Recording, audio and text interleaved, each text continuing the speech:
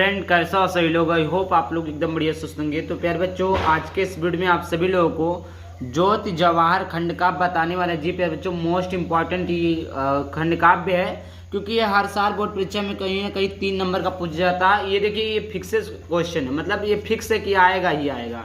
ऐसा नहीं है कि ये प्रश्न आएंगे नहीं, बोर्ड परीक्षा में ये फिक्स रहते हैं। जैसे ज्योति जवाहर खंडकाव्य जो आता है कहाँ कहाँ आता है, कानपुर में, प्रतापगढ़ में, मिर्जापुर में, ललितपुर में, रामपुर में और गोंडा में आता है। ठीक, तो इस जिले में फिक्स है कि ज्योति जवाहर खंडकाव्य आएगा, मुक्ति दूत इस जिले में आएगा।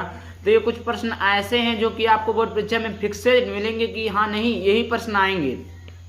तो भाई उसको तो आपको देखना काफ़ी ज़्यादा जरूरी है, क्योंकि आपको जब पता हो जाता कि वो प्रश्न आएगा ही आएगा तो वो आप लोग पढ़ लीजिएगा। और ये ऐसा है ज्योति जवाहर खंडकाव्य जो आपको चुटकियों में याद हो जाएगा। मतलब कुछ कहानी के टाइप में बता दूंगा और कहानी के टाइप में लिखकर भी लाया हूँ, मतलब रेक्टाफिकेशन वाला काम नहीं है। ठीक, आपको रटने की आवश्यकता नहीं है, बस कहानी को पढ़ना है, मैं कहानी को समझा दूंगा, बस वैसे आपको पढ़ लेना है और आज जाकर बोर्ड परीक्षा में छाप देना है।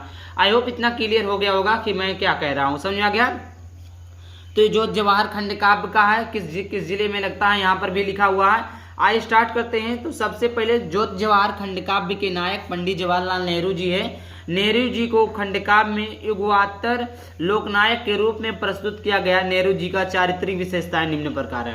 अब देखिए, समझिएगा, ज्योति जवाहर खंडकाव्य के नायक जो होता है, मतलब इस कहानी के मेन लेखक, इस कहानी के लेखक कौन है, इस कहानी के मतलब जो उद्देश्य है उसको किसने लिखा, इस कहानी को लिखा किसने, तो ज्योति जवाहर खंडकाव्य के जो नायक है वो कौन है, पंडित जवाहरलाल नेहरू जी हैं। और नेहरू जी को खंडकाव्य के युगात्तर लोकनायक के रूप में प्रस्तुत मतलब किया गया है। और नेहरू जी की चारित्रिक विशेषताएं, मतलब उनके चरित्र के बारे में और इनकी क्या विशेषताएं हैं, उन्होंने क्या योगदान दिया, उनकी चरित्र कैसा था, उनकी चारित्रिक विशेषताएं क्या, तो उसको भी इस वीडियो में चर्चा किया गया। 4 टॉपिक को लिया गया है आप सभी लोगों के लिए। काफ़ी ज़्यादा इंपॉर्टेंट है और काफ़ी ज़्यादा सरल है, समझ में आ गया। तो आपको वीडियो को पूरा देखना, पसंद है तो वीडियो को लाइक करके चैनल को सब्सक्राइब जरूर कर देना, क्योंकि बहुत ही मेहनत से वीडियो बनता है। आप लोगों के लिए इतना स्ट्रगल किया जा रहा है, तो आप लोगों का फर्ज बनता है तो वीडियो को लाइक करके चैनल को सब्सक्राइब जरूर कर दे, शेयर भी कर देना। तो इतना समझ में आ गया होगा कि जो जवाहर खंडकाव्य के नायक पंडित जवाहरलाल नेहरू जी हैं।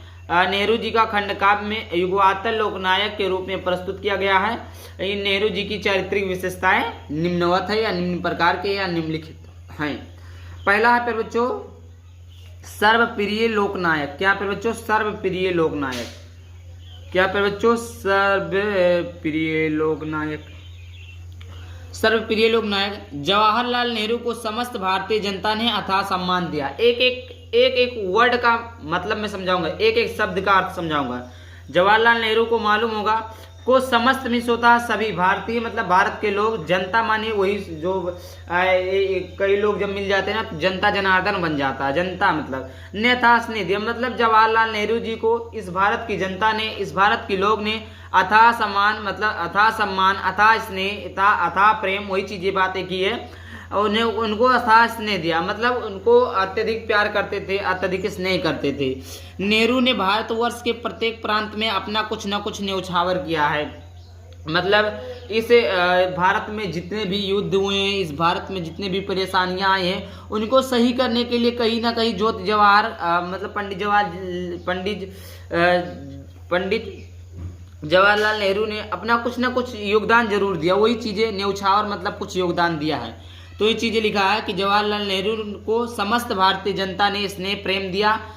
कोई अच्छा काम करेगा तभी तो स्नेह प्रेम मिलेगा, ऐसे तो मिलेगा नहीं। तो उन्होंने क्या अच्छा काम किया, उन्होंने कुछ ना कुछ अपना योगदान दिया था। ऐसे आप लोग याद कर लीजिए, आप ऐसे समझिएगा ना कि जवाहरलाल नेहरू को समस्त भारतीय ने स्नेह दिया। क्यों दिया, क्योंकि वो कुछ ना कुछ भारत के लिए न्यौछावर किए, कुछ ना कुछ भारत के लिए योगदान दिए। तो इसे आपने समझ लिया कि जवाहरलाल नेहरू को समस्त भारतीय जनता ने अथाह स्नेह दिया। नेहरू ने भारतवर्ष के प्रत्येक प्रांत में अपना कुछ न कुछ न्यौछावर किया। ये था पहला। दूसरा देखते हैं, दूसरा है विश्व शांति के पक्ष पोषक। विश्व माने क्या होता है, विश्व संसार, शांति मिस होता है शांति बनाए रखना के पक्ष माने कोई पक्ष, और पोषक मिस होता है पोषक। तो नेहरू जी जीवन भर विश्व शांति की स्थापना में लगे थे। देखिए इस दुनिया में, इस संसार में सबसे बड़ा जो जीत हासिल होती है वो शांति से ही हासिल होती है। ठीक है, अगर आप लोग शांति बनाए रखते हैं, किसी भी कार्य में लड़ाई झगड़ा मत करके शांति बनाए रखते हैं, तो वही चीजें जो है जीवन को तरक्की की तरफ ले जाती है, जीवन को उन्नति की तरफ ले जाती है। तो वही विश्व शांति के पक्षपोषक भी थे नेहरू जी, कि नेहरू जी जीवन भर विश्व शांति की स्थापना में लगे रहे। मतलब ऐसा नहीं कि हर जगह क्रांति क्रांति क्रांति क्रांति, ऐसा नहीं है। वो शांति, नेहरू जी विश्व शांति की स्थापना लगे रहे कि भारत और विश्व पूरा शांति में रहे, और शांति के साथ साथ वह स्वतंत्र भी रहे। तो वही चीजें थी। तो विश्व शांति के पक्षपोषक भी थे नेहरू जी। आगे बात करते हैं नवराष्ट्र के निर्माता। क्या पर बच्चों? नवराष्ट्र के निर्माता। नवराष्ट्र के निर्माता भारतवर्ष को स्वतंत्र दिलाने के पश्चात नए राष्ट्र का निर्माण करने वालों में नेहरू का नाम अग्रणी है। देखिए भारतवर्ष जो होता है, भारतवर्ष को स्वतंत्र दिलाने के लिए, अरे भैया अपन भारत देशवा कहाँ आजाद रहा, तो ही भारतवर्ष को स्वतंत्र दिलाने के पश्चात मतलब उसके बाद में, जब भारत स्वतंत्र हुआ, भारत को स्वतंत्र किया गया, तो उसके पश्चात उसके बाद में नए राष्ट्र का निर्माण करने वालों में नेहरू का नाम अग्रणी मीन्स आगे होता है। अग्रणी मीन्स क्या होता है बच्चों? आगे होता है। अग्रणी मीन्स होता आगे। अब देखिए समझिएगा कि भारतवर्ष को, जब भारतवर्ष हमारा आजाद नहीं था, भारतवर्ष जब हमारा आजाद हुआ, भारतवर्ष को आजाद करने के पश्चात जब भारतवर्ष आजाद हो गया, तो जो नेहरू जी थे, हमारे चाचा नेहरू जी थे, उनका नाम आगे आता था। किसके क्या आता था? आगे। वही चीज लिखा, भारतवर्ष को स्वतंत्र दिलाने के पश्चात नए राष्ट्र में, फिर नए राष्ट्र का जब निर्माण हुआ तो उसमें पंडित जवाहरलाल नेहरू जी का नाम आगे आता था, आगे आया। इतना समझ में आ गया? इसमें कोई खास चीजें नहीं है जो आपको समझ में ना आए कि भारतवर्ष, भैया जब 1947 से पहले देश आजाद नहीं था, तो उसमें जब भारत स्वतंत्र हुआ, उसके बाद में एक नए राष्ट्र का निर्माण होगा। जब नए राष्ट्र का निर्माण होगा तो उसमें किसी ना किसी का योगदान तो सबसे पहले आएगा ना, किसी ना किसी का योगदान सबसे आगे आएगा। तो उसमें किसका योगदान सबसे आगे आया? तो उसमें नेहरू जी का नाम सबसे आगे है, अग्रणी है, आगे है। और देश के उद्यान और विकास के लिए उन्होंने पंचवर्षीय योजनाओं का आरंभ किया। अब देखिए देश, ठीक तो देश के उद्यान और विकास के लिए उन्होंने पंचवर्षीय योजनाओं का आरंभ किया। वो जाति बंधनों से मुक्त भारत को देखना चाहते थे। मतलब जैसे जब देश आज़ाद हुआ तो वहाँ पर विकास की कमी थी, मतलब विकास के लिए, तो उन्होंने सोचा कि कुछ ना कुछ विकास हो जाए। अब विकास कैसे होगा? कोई योजना लाई जाएगी जिससे सभी को लाभ होगा, और योजना नहीं लाई जाएगी तो जाति बंधन से मुक्त नहीं रहेंगे। मुस्लिम, हिंदू, सिखाई, मतलब यही सारी चीज़ें जाति बंधनों से मुक्त नहीं रहेंगे। तो पंडित जवाहरलाल नेहरू जी ने एक पंचवर्षीय योजनाओं का आरंभ किया, जिससे सभी जात के लोग, सभी धर्म के लोग उसे पंचवर्षीय योजनाओं का आरंभ कर सके, उस पंचवर्षीय योजनाओं का लाभ उठा सके। उसके बाद में अगला टॉपिक है देशभक्ति और स्वाधीनता सेनानी।